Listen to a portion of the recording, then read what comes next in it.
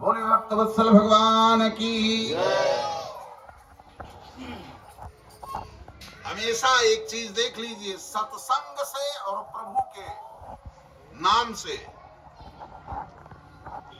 ये कलिकाल हमेशा धनुष बाण लेकर के हर जीव के पास में मौजूद है। इसमें अहंकार को त्याग करके भगवान का चरण शरण स्वीकार कर लो, तुम्हारा कुछ नहीं बिगड़ेगा। ये काल जो है आपका कुछ बिगाड़ नहीं सकता है।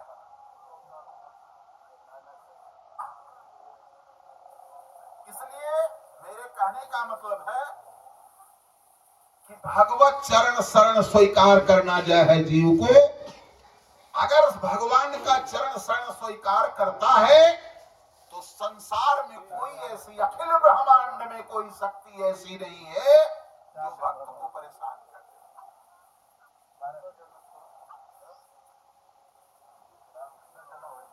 आज लोग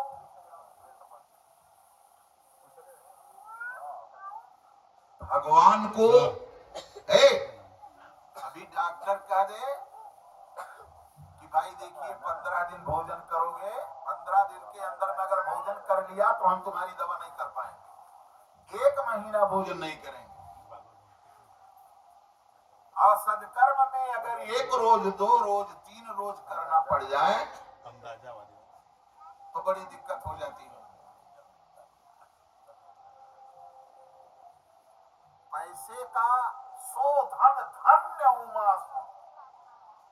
जगत पूज्य सुपुनीत, वह धन धन्य कौन है?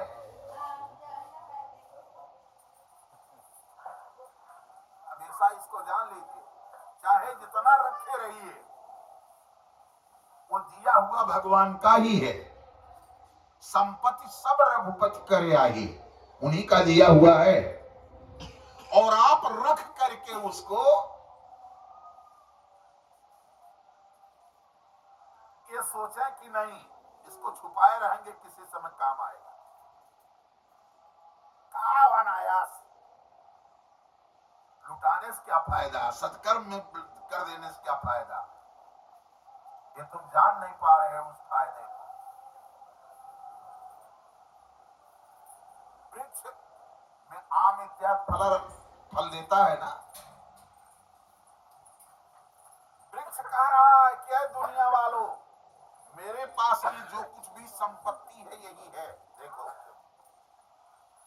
लोग आम खा लेते हैं लेकिन पेड़ को सुरक्षित रखते हैं कि नहीं रखते हैं? कटहल है, जितना भी माल उसके पास में है सब दिखा देता है, देखो दुनिया वालों मेरे पास में यही है। सब तोड़ लेते हैं लेकिन फिर भी वृक्ष को सुरक्षित रखते हैं। संतरा है, चीकू है, सेब है, संतरा है, नींबू है, ये सब जितना इनके पास में है ये परमार्थी है। देखो दुनिया वालों यही मेरे पास में है। दुनिया के लोग अपना खाए, रास्ते वाला भी अगर पा गया 2-4, अपने आत्मा की तृप्ति किया, मालिक उस पेड़ को सुरक्षित रखे हुए है। लेकिन जिसने उस धन को छिपा करके रखा, जैसे आलू ऊपर से झागा पाता, माल सारा है अंदर में जमीन के,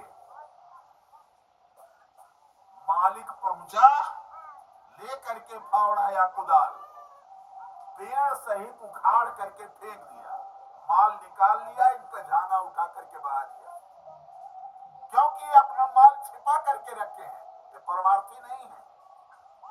जैसे मूंगफली है, पेड़ सहित उखाड़ करके फेंक दिए, ऐश्वर्या सहित निकाल करके घर में रखा। मूली है, ऊपर से झागा पाता, सारा माल नीचे है जमीन में छिपा हुआ। जैसे गंजी है, सारा माल अंदर में है, ऊपर झागा पाता, तो इनका क्या होता है, जड़ के सहित उखाड़ के फेंक दिया जाता है। कोई रहता नहीं कि कोई छोड़ता है बाबू, क्योंकि अंदर में सब है, माल निकाल लिए। गन्ना है, गन्ना ने कहा कि हम अपना माल लाकर में रखेंगे, कोई कैसे जान पाएगा। ऊपर से मोटा मोटा चद्दर ऐसा लगा हुआ है, अंदर में सारा माल है गन्ने के, कहीं बह रहा है, अंदर में तो है। काट करके जरिए से लोग कोल्हू में दबा देते हैं। आई सब एक एक नाई सब तड़क है, एक एक जो है चिकना चिकना उसकी, जब तक निकल करके बाहर सारा माल निकाल करके अलग, किसी काम लायक नहीं रहेंगे, खोइया हो गए। और खोइया को हो जाने के बाद में भी 2 बार दबा देते हैं, तड़तड़ा करके उसकी छोटी छोटी चिट्ठी हो उड़ जाती है। ऐसी दुर्दशा होती है माल छिपा करके रखने वाले। इसलिए संपत्ति भगवान की दी हुई है, भगवान के नाम पर सदकर्म पर खर्च करना चाहिए। जैसे एक समय की बात है, कहा महाराज इंद्र के दरबार में एक सभा लगी और उस सभा में इंद्र ने कहा जो पापी हो उसको न बुलाया जाए। कहा महाराज पापी न हो और न बुलाया जाए, कहा हाँ। उसी समय कुंभ लगा हुआ था प्रयागराज में, तो कहने महाराज सारे संसार के लोग गंगा में स्नान किए हैं, तो सबका पाप गंगा जी ने ले लिया, तो सबको बुला रहे हैं लेकिन गंगा को नहीं बुलाएंगे। कहा हाँ ठीक। सबके यहाँ निमंत्रण गया लेकिन गंगा के यहाँ नहीं गया। गंगा जी को जब मालूम हुआ कि इंद्र ने हमें जो है हमारे पास निमंत्रण नहीं भेजा, तो इन्होंने कहा कि इंद्र से, इनके पार्षदों से कहा जरा इंद्र को बुलाओ, हम कुछ पूछना चाहते हैं। कहा देवराज इंद्र ये बताइए कि आप हमें निमंत्रण क्यों नहीं दिए। कहा मातेश्वरी हम इसलिए नहीं जो है निमंत्रण दिए, हम हमारे यहाँ यह था आचार्यों ने कहा जो पापी न हो उसी को बुलाया जाए। तो अभी प्रयागराज में कुंभ लगा था, महाकुंभ, और सारी दुनिया के लोग आप में स्नान किए, तो सबका पाप आपने ले लिया, सबको पवित्र कर दिया। यही जान करके काटने ने कहा रे मूर्ख, सबका पाप हमने धोया जरूर, लेकिन क्या अपने पास में रखे हैं? वो जल हमने समुद्र को दे दिया। कहा है? कहा समुद्र को दे दिया, क्योंकि पाप का जल खारा होता है। जरा हमारे जल को देखिए, पी करके खारा है। कहा नहीं। कहा तो फिर हम अगर पापी नहीं हैं तो हमको क्यों नहीं दिया गया? कहा ठीक है महाराज, तो समुद्र को नहीं बुलाया जाएगा। सब लोगों को मालूम हो गया कि अब समुद्र को न दिया जाए, गंगा जी आएंगे। समुद्र को जब पता चला तो ये विप्र रूप में प्रकट होकर के कहा रे महाराज देवराज इंद्र, ये आप क्या कर रहे हैं? कहा भाई हमारे यहाँ है कि पापियों को यहाँ नहीं बुलाया जाएगा। तो गंगा जी ने कहा कि सारे दुनिया के पाप को हमने धोया, लेकिन हमने समुद्र को दे दिया। कहा बात सही कर रही है, लेकिन एक बात ये जानो। कहा क्या? कहा हमने पाप दे दिया, हम तो पाप लिए, गंगा जी ने हमें दे दिया, लेकिन वह पाप मैं अपने पास में नहीं रखा हूं, मेघों को हमने दे दिया, क्योंकि पाप का रंग श्याम होता है। बादल लेकर के जल गए यहां से, देखिए श्याम है कि नहीं है। कहा भाई तो मेघों को न बुलाया जाए। मेघों को बुलाया गया। कहा क्या वास्तव में समुद्र से तुमने पाप लिया? कहना हाँ महाराज हमने लिया। तो कहा तो तुम्हें नहीं बुलाया जाएगा। कहने लेकिन एक बात है महाराज। बोले क्या? कहा हमने समुद्र से उठाया तो जरूर, लेकिन जिसका पाप था उसके घर में, उसके खलिहान में उसके आंगन में जा करके हम गिरा करके चले आए बरसात के माध्यम से। तो कहा तब कहा तो पपुआ फिर उसके घर चला गया। कहा हाँ, वो खेत से जो पैदा हुआ या जो उसकी गाढ़ी कमाई से पैदा हुआ है, क्योंकि आंगन में है, घर पर है, खेत में है, जो उसकी गाढ़ी कमाई से पैदा हुआ द्रव्य है, अन्न है, अगर वह हवन में हो गया या अगर सत्कर्म में लग गया, तब सारा पाप वही जल करके समाप्त हो जाता है और वह धन पवित्र हो जाता है और वह व्यक्ति भी पवित्र हो जाता है। बोले भक्तवत्सल भगवान की जय।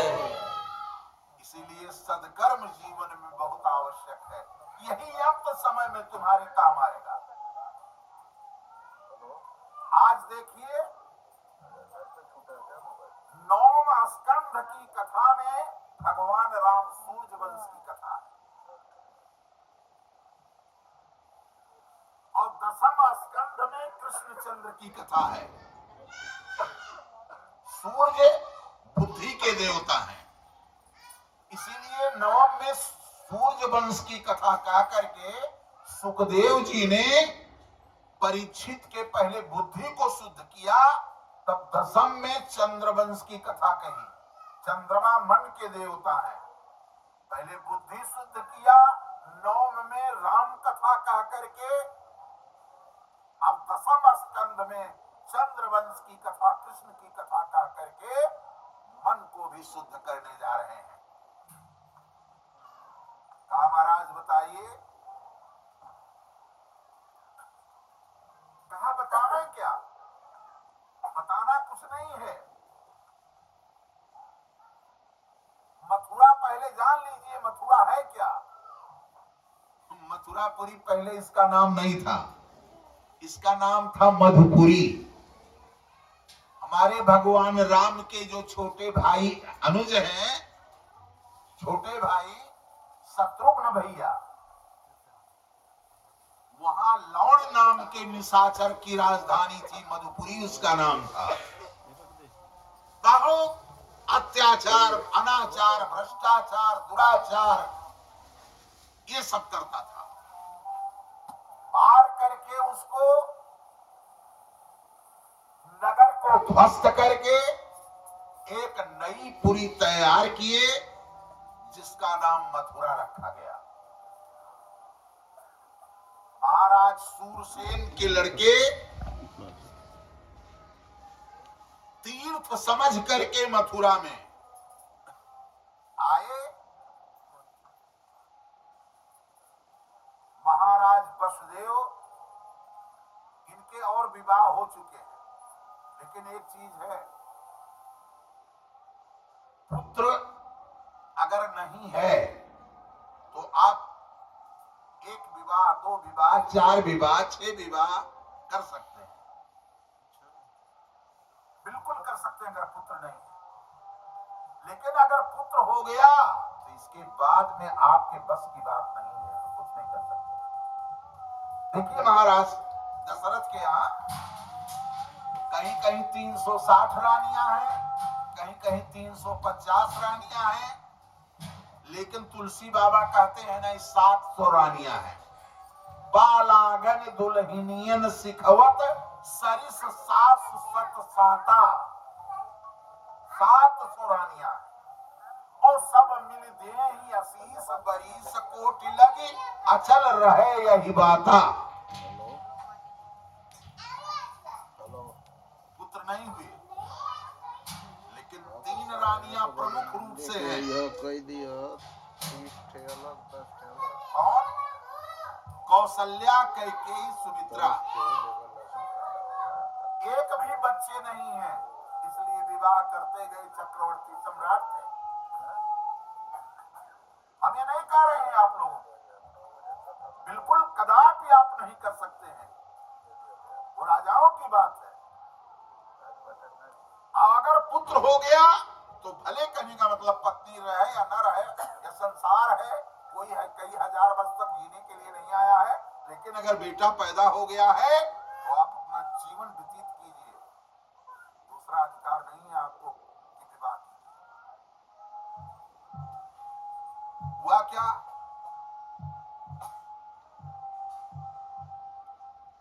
महाराज देवक की और भी पत्नी जो है लड़कियां वसुदेव के साथ में ब्याही हुई, कोई पुत्र नहीं था। धीरे धीरे धीरे धीरे वसुदेव किसे कहते हैं, विशुद्ध अंतःकरण।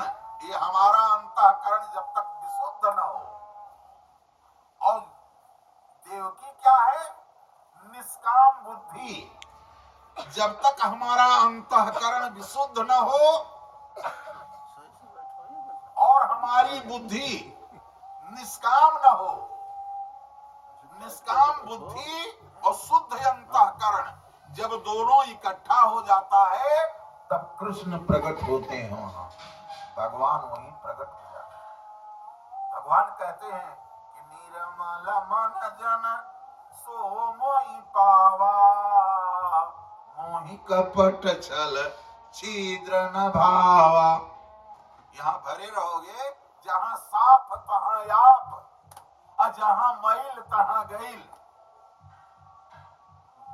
जो राम चरण चित चाहियो तो मन दर्पण माजत रहियो, और अगर दर्पण में लग जाए काई तो दरस कहां से पाई, नहीं मिल सकता।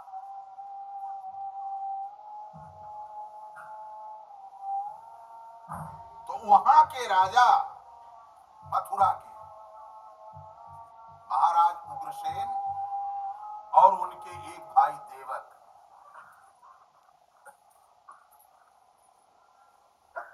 कंस 9 भाई। ये पूर्व का कौन है, काल नेमी है, बहुत दिनों से है। यही महाराज उग्रसेन की बाग में जो पुष्प वाटिका है उसी में है वो। जो काल नेमी था त्रेता में, उसी का ही भतीजा है, द्रुमकुल इसका नाम है।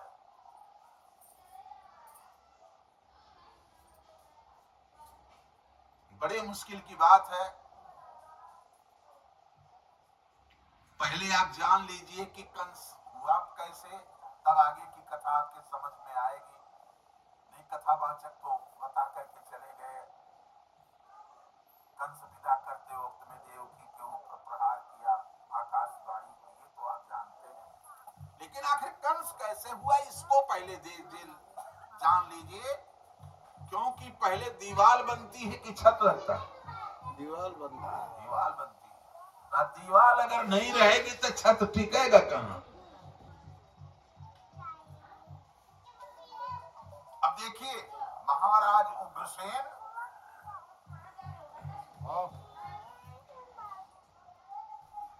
बड़े शांत सौम्य भाव के थे। इनका विवाह हुआ, इनकी पत्नी का नाम पवन रेखा। क्या नाम, पवन रेखा। पवन रेखा दिव्य सुंदर,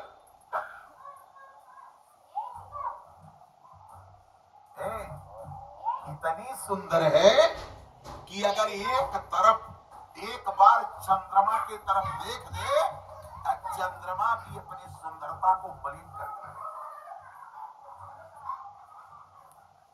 और ये बाल अब बेड़ी बना करके पीछे लटका हुआ है, अगर एकाएक कोई देख ले तो मालूम होता था जैसे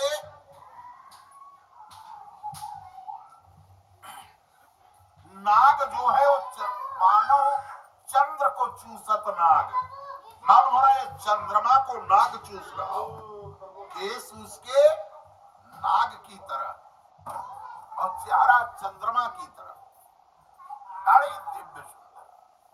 एक दिन एक चीज जान लीजिए, हर राजा के पिछवाड़े एक फुलवाड़ी रहा करती थी, वैसे महाराज उग्रसेन के पास में भी एक फुलवाड़ी है।